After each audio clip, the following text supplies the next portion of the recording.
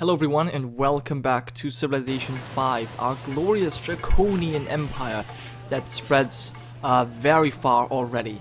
Now, in today's council meeting, we have some diplomatic matters to talk about because if we look at the sovereignties, or if we look at all of these civilizations that we can currently interact with, there's obviously our mighty draconian empire, and we kind of dominate this continent, the only continent we can see so far.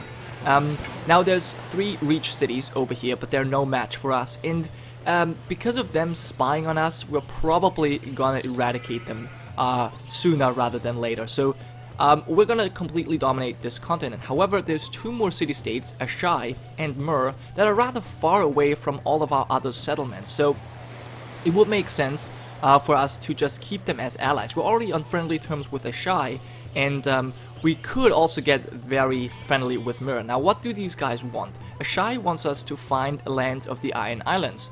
The same thing goes for Mur. Now, Mur also wants us to get jewelry. Now, if we were to get an alliance with Ashai by finding, for example, the lands of the Iron Islands, we would get jewelry from them. Also, we would get dyes, and dyes are important for our capital city, Dragonhall and Sunhold, because these 2 cities, they want dyes. But yeah, that is more domestic affairs. Let's go back to the big diplomatic affairs. So we could basically, by improving relations with Ashai, immediately also improve relations with Mur and get 2 allies at the same time. Both of these city-states are mercantile. Now these guys are rational, which is a not great personality, but oh well. And Mur is friendly, so we should probably be friends with them. They would also give us whales and porcelain, so that would really help out our happiness a lot. And really, these guys are so far away, I don't really think we should conquer them. So how do we find the lands of the Iron Islands? Now, obviously, we are now sending an expedition. We have our scouts ready over here, already embarked, so next round they're gonna go and explore.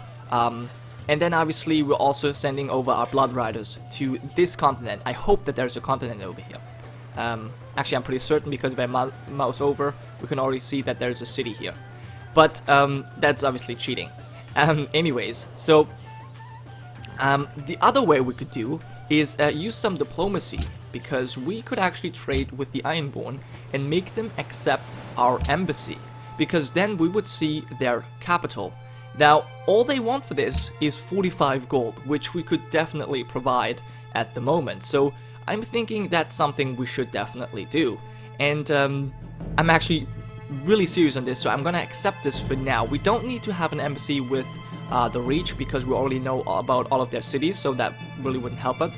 But with the Iron Islands, that would probably help. So let's do this. I actually meant to do this last time. Oh, we can't even... Oh, yeah, there it is. Look at this. Look how far away they are. This is Pike. This is Pike. Really? Wow. Okay. That's really far away. I did not expect that. Look how far away they are. Wow. Wow, they must have discovered so much of the world already. That's pretty impressive. Okay, well, now that means that now we have discovered some lands over here. We should, in the next round, we should be allies with Ashai and perhaps even with Mur. But that is not all I wanted to show you guys. I also have some questions for you, because in 1 turn, we're gonna have 300 faith. Now, with all the faith, what we can do, we could either save it for a great prophet who could no longer, well, add any beliefs to our religion, but we could convert provinces, or not provinces, but cities, and we could build some holy sites. So that's something we can do with the prophet. And then also we can obviously purchase septons and priests. One of these guys converts people. I don't know what the other one does. I'm not entirely sure on this one. And obviously we can purchase Mother of Mountains, which is our follower belief, and they give us 2 faith, 2 culture, and 2 happiness, and we can build this in every city.